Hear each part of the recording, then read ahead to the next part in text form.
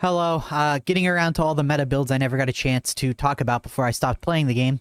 So this is blazing, just trauma, blaze, fire, fire, fire, fire, fire, fire. Anyway, so you want critical strike chance because crit is going to be the crux of this build. The general goal here is you want to spam the trauma staff as much as possible because it's better crowd control than smite. And it actually does substantial damage, and every crit adds 3 stacks of soulblaze, which is really strong. So warp nexus is really the only valid thing here. You can take flak or carapace. I prefer flak. I've come to prefer the combat blade over the dueling sword. Basically, every single meta build is either using the combat blade or something ridiculously strong like the power sword. But if the class doesn't have something crazy like the power sword, it just defaults to the combat blade. Anyway, this is the best overall setup for the combat blade. It'll be the best in the most number of situations. So, here's where the first place I want an asterisk. You can either go double toughness or 0 toughness. Playing psyker with 70 toughness is theoretically min-maxed. Let me explain that real quick. Theoretically, because of how toughness bleed through works, the lower your total toughness, the faster you will reach a point where less damage bleeds through, meaning you take less damage on repeated hits. So having like 70 toughness that regenerates every 0.2 seconds, if you're a really good player, will negate far more damage than having 160 toughness that regens over 5 seconds. But unless you're super fucking good, don't do that. So I recommend doing it like this. You can obviously change a few of these perk rolls. I just think these are the best curios possible. So let me explain the skill tree, because this actually matters and there's a few things you can change around. 0 reason to pick smite. You have the trauma staff. It's already better crowd control than smite. And the goal is to be using this as much as possible. You use brain burst as a way to get rid of snipers. Or if you're doing a drop down, you can charge a brain burst as you're falling to kill a gunner before the fight even starts. But Soul Stealer is just toughness on warp attack kill. This is important. You want the toughness when you gain and quell peril because you're going to be constantly gaining it, and between battle meditation, venting shriek, and warp charges, you're going to be constantly losing it. And the goal here is to do one big critical that hits 50 things, so you tell me if metal's going to be good. Also, perfect timing. Really, really nice here. So, Psykinetics Aura is the single best non-major skill in the entire game. Every time you or anyone gets a kill, that is the equivalent of 1 curio perk roll.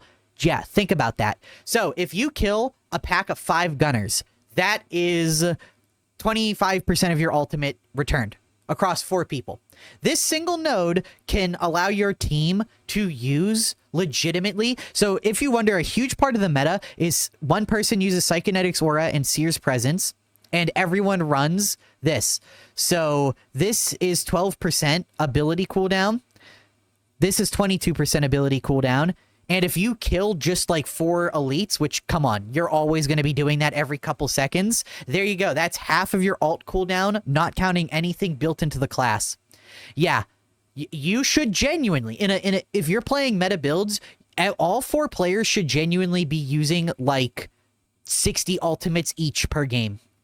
Anyway, one with the warp is always active, and it's just nice survivability. But the general game plan here is you want to proc Warp Siphon for the peril reduction, and you want to spam the right-click, left-click on the trauma staff. You want to do that until you start to, like, actually overheat physically. Then you just Venting Shriek to cause everything on the map to take soulblaze at the expense of your warp charges. Now, here's the trick. You need to do this before the elites die.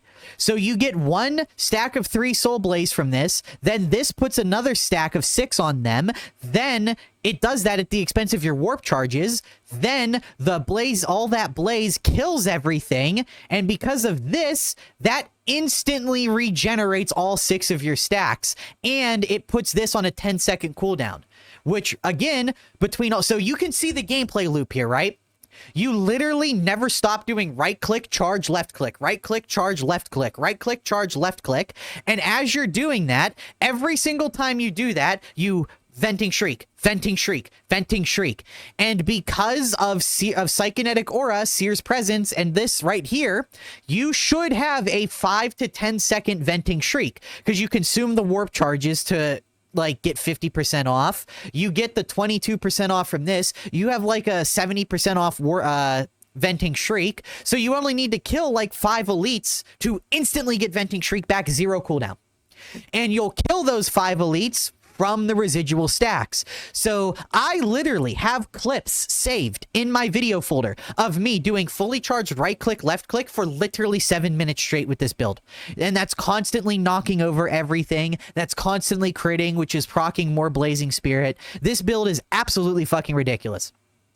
And anytime you do anything, because here's the other thing, you know, just building up to like 50 to 90 toughness, or I'm sorry, peril, that's going to fully restore your toughness. Then clicking Venting Shriek once, that's going to fill half your toughness up. Then you get to immediately restore all your toughness again for this. This has better toughness generation than the Zealot. It has better crowd clear than the Zealot. The only thing this build is lacking in is single target damage. But this is the best crowd clearing build in the entire game. It is absolutely ridiculous. And you will struggle a little bit in single target damage, but hey, that's what you're using the knife for. Some people will use a dueling sword here, which, okay, sure, you know, that's understandable. I just prefer the knife to go faster. And, you know, don't forget, you can actually manually quell because you have solidity. There's really not much to this build. But as far as things to change, Perilous Combustion kinda sucks. Wildfire genuinely isn't terrible here. But it's only not terrible because Wildfire plus Venting Shriek immediately caps your stacks. So if you do... Right, let me explain why Wildfire, why doing something like this is actually valid here. Because you do this. That applies 3 stacks of soulblaze. Then so that applies 3 stacks of soulblaze. Then an enemy dies, it spreads Wildfire across to everything. Then you hit Venting Shriek, everything gets 10 stacks of soulblaze. Then they die from it, and dying from it re-spreads Wildfire. And by the time that next horde that got Wildfire re-spread onto it appears, your Venting Shriek is back. And it creates a situation where sometimes you don't even have to use the staff. You literally just staff once, Venting Shriek, Venting Shriek, Venting Shriek. And it's just absolutely ridiculous.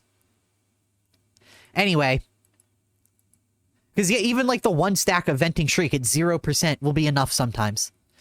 But, yeah, this build is absolutely fucking insane. If you want to have a more psykery instead of gun psyker, you want to have like a space wizard meta build, this is how you do it. Again, you will be lacking in single target damage. Just be aware of that. Yeah, I think that covers basically everything.